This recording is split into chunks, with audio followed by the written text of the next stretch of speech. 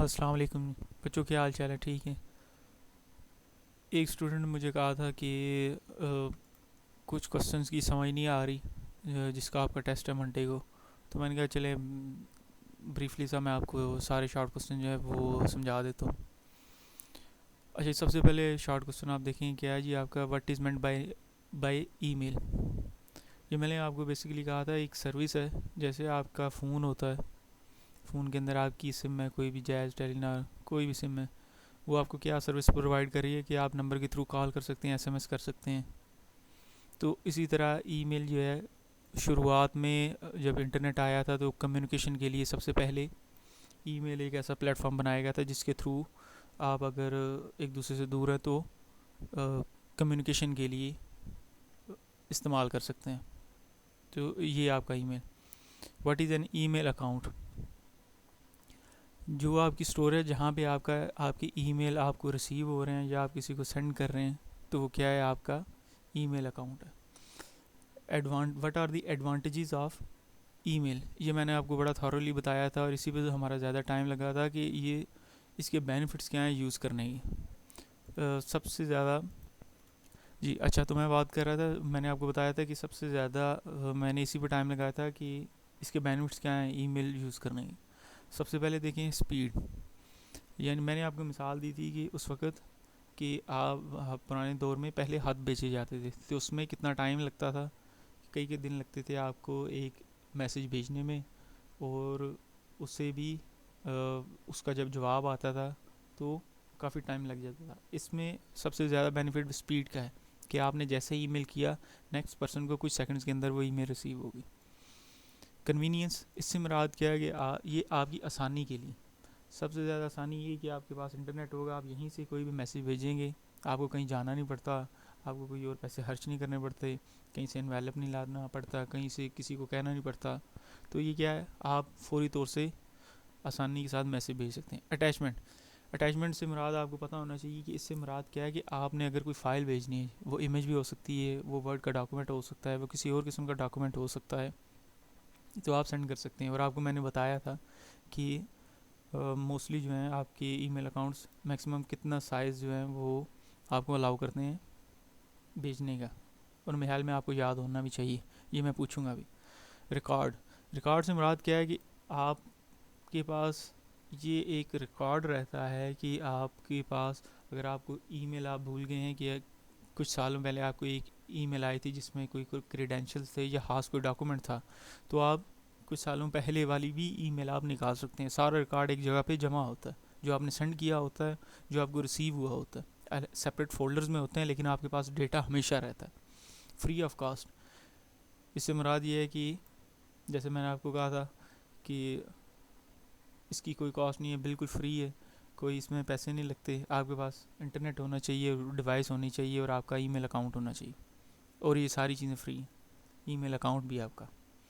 Accessibility, जिसके पास phone है, laptop है, डेस्कटॉप सिस्टम है, कुछ भी है, आप और आप उसका ईमेल अकाउंट है, वो कहीं से भी लॉगिन हो के अपना ईमेल ओपन कर सकता है, चाहे वो लाहौर हो, चाहे वो गुल मोहम्मद स्कूल बैठा हो, चाहे वो फ़ॉरेन में हो, किसी और कंट्री में हो, वो वहीं से अपने उसी अकाउंट को एक्सेस कर सकता है। सिक्योरिटी, सिक्योरिटी मैंने आपको रीज़न बताया था कि इसमें ये आपको इसकी टेंशन लेने की ज़रूरत नहीं होती। ये जो हमें सर्विस प्रोवाइड कर रहे हैं ईमेल वाली, जो हमें ईमेल वाली सर्विस प्रोवाइड कर रहे हैं, वही इसकी सिक्योरिटी का ध्यान रखते हैं। अनलिमिटेड स्पेस, ये कहा तो जाता है अनलिमिटेड अनलिमिटेड स्पेस है, लेकिन फिर भी इसमें कुछ रिस्ट्रिक्शंस होती हैं। तो लेकिन आपकी ईमेल का साइज़ बहुत कम होता है। आपके 10-10 15-15 सालों की ईमेल्स अगर उसमें अटैचमेंट ज़्यादा ना हो तो रिकॉर्ड रहता है उसमें, आप फ्री ऑफ कॉस्ट यूज़ कर सकते हैं। इनके अलावा पेड प्लान भी हैं, अगर आप वो यूज़ करना चाहें, अगर आपकी स्पेस कम हो रही है तो आप वो भी अवेल कर सकते हैं। फंक्शन ऑफ ईमेल एड्रेस क्या है जी आपका, क्या है इससे आप क्या कर सकते हैं। फंक्शन ऑफ ईमेल एड्रेस की जैसे ही an email address identifies the sender and the receiver of an email message. Entering the receiver enables the message to be sent to the right person. जैसे इसकी मिसाल ये है कि जैसे आपके पास आपका फ़ोन नंबर है, मेरे पास मेरा फ़ोन नंबर है, मैंने अपना एक नंबर लिया हुआ है, वो नंबर किसी को नहीं, किसी और को वो दोबारा नहीं देंगे वो कंपनी वाले। अगर मेरे पास टेलीनॉर का नंबर है, वही सेम नंबर किसी और के पास टेलीनॉर का नहीं होगा। तो इससे ये होता है कि आपको पता, आपने मेरा नंबर मेरे नाम से सेव किया हुआ है, तो ये मेरी एक आइडेंटिटी है। आपका नंबर आपके पास है, आपकी आइडेंटिटी है। ईमेल एड्रेस आपका क्या है, आपकी आइडेंटिटी है। मुझे अगर मैंने आपको कोई ईमेल या कोई मैसेज भेजना है तो मैं आपका ईमेल एड्रेस मांगूंगा। अब जब आप मुझे एग्जैक्ट ईमेल एड्रेस देंगे, जैसे मैंने कॉल मिलानी हो किसी को तो मैं उसका नंबर मांगूंगा, और मैं जब उस पर कॉल करूँगा तो एग्जैक्टली उसी बंदे को ही आपको कॉल रिसीव होगी, या वहीं उसी के ऊपर मैसेज सेंड होगा। इसी तरह ईमेल एड्रेस है, जब मैं ये ईमेल एड्रेस पुट करूँगा तो क्या होगा, आपका उसी बंदे को ही ईमेल जाएगी। अच्छा जी, कह रहे हैं where is the name of the email service provider. जी, आपको कैसे पता चलेगा कि आप जो ईमेल यूज़ कर रहे हैं वो कौन सी कंपनी जो है वो प्रोवाइड कर रही है। और आपको पता है कि जहाँ पे आप, मैंने आपको बताया था ऐड से पहले आपका यूज़र नेम होता है जो आप खुद चूज़ करते हो। और आपने जब साइन अप कर रहे थे, आप में से मोस्टली लोग, तो आपने देखा होगा कि ऐड के बाद जो चीज़ आ रही थी आपको साइन अप करते हुए इंटरनेट पे, वो आप उसको चेंज नहीं थे कर पा रहे। चाहे वो ऐट याहू हो, चाहे वो ऐट आउटलुक हो, चाहे ऐट जीमेल हो, वो पहले से ही होता है जो आप सर्विस प्रोवाइड कर रहे हो। तो ऐड के बाद हमेशा आपका ईमेल जो सर्विस प्रोवाइडर है उसका नेम आ रहा होता है। अच्छा, यूज़र नेम क्या है? यूज़र नेम से आइडिया आपको है कि क्या है, जो मैंने आपको कहा था, आपका यूनिक नेम है, खुद आप चूज़ करते हैं। ये आपको बेसिकली पता होना चाहिए। जैसे आप नंबर अपना आप खुद चूज़ करते हैं, इसी तरह यूज़र नेम होता है। पासवर्ड, इसका बताने की ज़रूरत नहीं कि पासवर्ड क्या चीज़ है, आपको इसका पता होना चाहिए। नेम, फ्री पॉपुलर ई based web based email service provider कौन से हैं? आपको आपको पता है, मैंने आपको कहा था जीमेल, याहू, आउटलुक, इसमें से कोई भी आप अगर सर्विस यूज़ करना चाहें, तीनों फ्री ऑफ कॉस्ट हैं, आप यूज़ कर सकते हैं। इनबॉक्स क्या है, बताने की ज़रूरत नहीं, फिर भी बता देते हैं, जहाँ पे आपके ईमेल रिसीव होते हैं, ईमेल आप रिसीव करते हैं, या फिर मिसाल के तौर पे आपको एसएमएस रिसीव होता है फ़ोन नंबर पे, वहाँ भी आपका वो आपका इनबॉक्स ही होता है। कह रहे जी कि how are incoming email messages arrange in an inbox. Inbox में कैसे होता है, ये आपका डे वाइज और टाइम वाइज होता है। जो आपकी लेटेस्ट ईमेल रिसीव होती है वो टॉप पे होती है हमेशा, फिर उसके बाद आपको ईमेल आएगी वो उससे ऊपर चली जाएगी। इसी तरह जो बाद में आती जाती हैं वो नीचे चली जाती हैं। Describe the procedure for attaching a file to an email message. Attaching से मुराद क्या है आपका, अगर आप कोई फाइल सेंड करना चाह रहे हैं तो आप उसे अटैच कैसे करते हैं।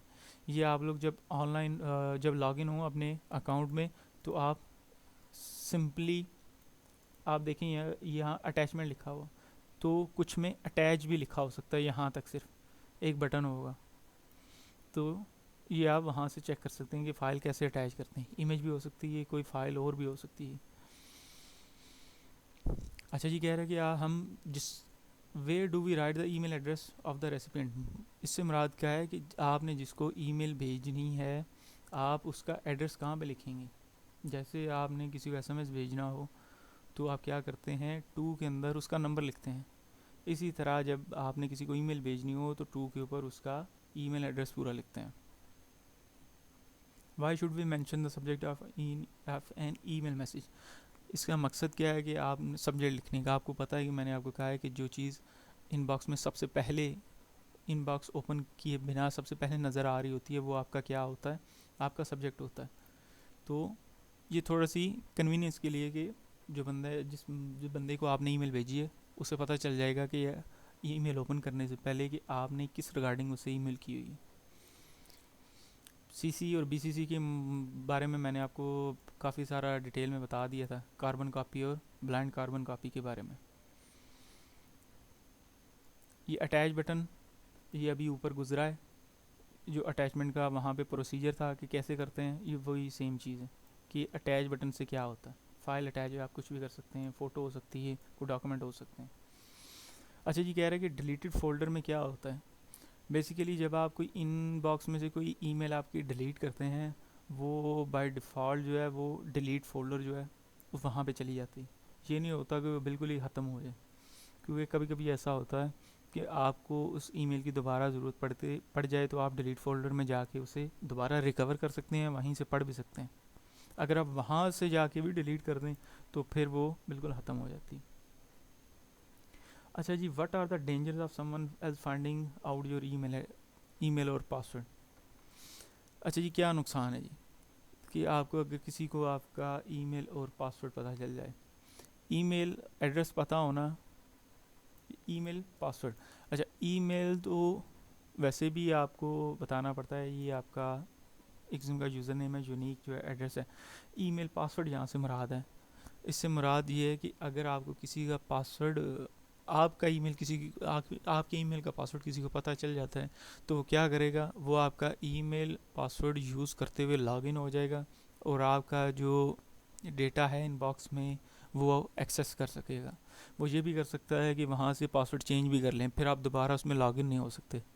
तो ये कि आपकी आप कभी भी नहीं चाहेंगे कि आपका नंबर जो किसी और के पास चला जाए। फ़ोन नंबर, क्या होगा फ़ोन नंबर जाने से कि किसी उस बंदे के पास कॉलें आपकी रिसीव होना शुरू हो जाएंगी, उसके पास आपके मैसेज आना शुरू हो जाएंगे, और आप नहीं चाहते कि आपका डेटा जो है किसी और के पास चला जाए। सेम इसी तरह का मकसद है कि अगर आप किसी को आपका ईमेल का पासवर्ड पता चल गया और ईमेल एड्रेस भी, दो चीज़ें, तो वो क्या करेगा, आपका डेटा देख सकता है, चोरी कर सकता है, पासवर्ड चेंज कर सकता है।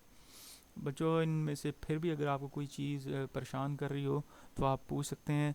इसके अलावा इंशाल्लाह हमारी लैब तैयार हो चुकी है और मंडे को आपका टेस्ट होगा, उसके बाद हम लोग ये सारा थॉरोली प्रैक्टिकल करके देखेंगे। मंडे के लिए बेस्ट ऑफ लक। अल्लाह हाफिज़।